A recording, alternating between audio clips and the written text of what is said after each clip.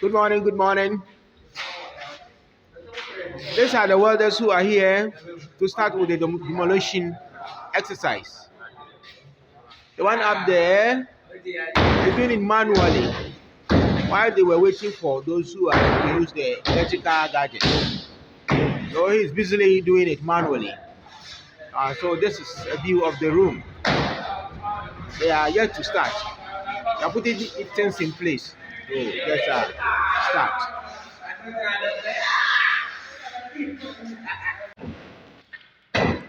Well, yeah. Let's give you an understanding of what I meant.